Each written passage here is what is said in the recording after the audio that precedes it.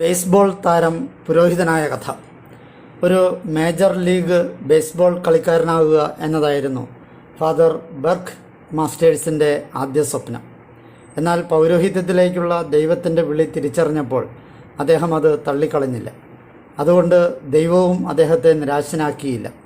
അത്ഭുതകരമായി ദൈവം ഈ പുരോഹിതനിലേക്ക് ആ പഴയ ബേസ്ബോൾ സ്വപ്നം തിരികെ എത്തിച്ചു.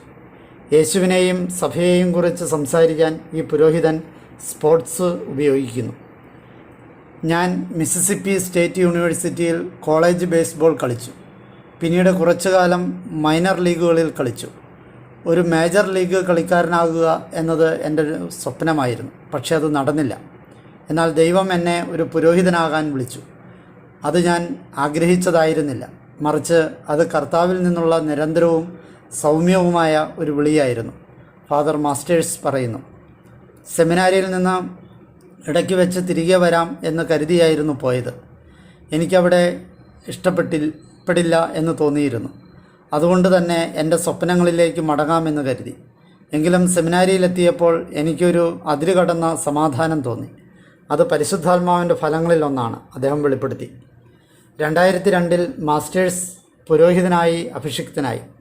ഇല്ലിനോയിസിൽ സേവനമനുഷ്ഠിച്ചു. എങ്കിലും 2013 ചിക്കാഗോ കബ്സിൻ്റെ ചാപ്ലിനായി നിയമിതനായതോടെ ബേസ്ബോൾ വീണ്ടും അദ്ദേഹത്തിൻ്റെ ജീവിതത്തിൻ്റെ ഭാഗമായി. ഞാൻ ഒരിക്കലും സങ്കല്പിച്ചിട്ടില്ലാത്ത വിധത്തിൽ ദൈവം എൻ്റെ ജീവിതത്തിലേക്ക് ബേസ്ബോൾ തിരികെ കൊണ്ടുവന്നു. അന്നു മുതൽ ആളുകൾ എന്നെ ബേസ്ബോൾ പുരോഹിതൻ എന്ന് വിളിച്ചു. കാരണം വിശ്വാസത്തെ സ്പോർട്സുമായി ബന്ധിപ്പിക്കാൻ ഞാൻ ഇഷ്ടപ്പെടുന്നു, അദ്ദേഹം പറയുന്നു. ജോലിയറ്റ് രൂപതയിലെ ഇടവക വികാരിയായിട്ടാണ് അദ്ദേഹത്തിൻ്റെ മുഴുവൻ സമയ ശുശ്രൂഷയെങ്കിലും അദ്ദേഹം എല്ലാ കപ്സ് ഹോം ഗെയിമുകളിലും പങ്കെടുത്തു. ഒരു ബേസ്ബോൾ പുരോഹിതൻ എന്ന നിലയിൽ 2016 ടീം വേൾഡ് സീരീസ് നേടിയപ്പോൾ അദ്ദേഹം ചാപ്ലിനായി സേവനമനുഷ്ഠിച്ചു. അന്നും ഇന്നും കളിക്കാർക്കുള്ള എൻ്റെ പ്രധാന സന്ദേശങ്ങളിലൊന്ന് ഇതായിരിക്കും: നിങ്ങളുടെ വ്യക്തിത്വം ഓർമ്മിക്കുക. നിങ്ങൾ ദൈവത്തിൻ്റെ പ്രിയപ്പെട്ട മക്കളാണ്. നിങ്ങളുടെ വ്യക്തിത്വം ബേസ്ബോളിലല്ല. അത് കളിക്കാരെ വിശ്രമിക്കാൻ സഹായിക്കുമെന്ന് ഞാൻ കരുതുന്നു. അതെ, ഇതൊരു മികച്ച ഗെയിമാണ്. ദശലക്ഷക്കണക്കിന് ആളുകൾ കാണുന്നു. പക്ഷേ അവസാനം ഇത് ഒരു കളി മാത്രമാണ്. പക്ഷേ ജീവിതം തുടർന്നുകൊണ്ടേയിരിക്കുന്നു, അദ്ദേഹം വിശദീകരിച്ചു. ബേസ്ബോൾ എന്നെ ഒരുപാട് കാര്യങ്ങൾ പഠിപ്പിച്ചു. അതിൽ അച്ചടക്കം, കഠിനാധ്വാനം, വ്യത്യസ്ത പശ്ചാത്തലങ്ങളിൽ നിന്നുള്ള ആളുകളുമായി എങ്ങനെ ജീവിക്കണം എന്നിവ ഉൾപ്പെടുന്നു. ഒരു പുരോഹിതൻ, വൊക്കേഷൻ ഡയറക്ടർ, ഒരു ഇടവക വികാരി എന്നീ നിലകളിൽ എൻ്റെ ജീവിതത്തിൽ ഇത് എന്നെ വളരെയധികം സഹായിച്ചതായി ഞാൻ കാണുന്നു. എൻ്റെ ആത്മീയ ജീവിതത്തിനു വേണ്ടി ഞാൻ ധാരാളം സമയം ചെലവഴിക്കാൻ ശ്രമിക്കുന്നു, അദ്ദേഹം കൂട്ടിച്ചേർത്തു. ബേസ്ബോൾ എനിക്ക് ദൈവത്തോട് അടുപ്പമില്ലാത്ത ആളുകളിലേക്ക് എത്തിച്ചേരാനുള്ള ഒരു മാർഗം നൽകി.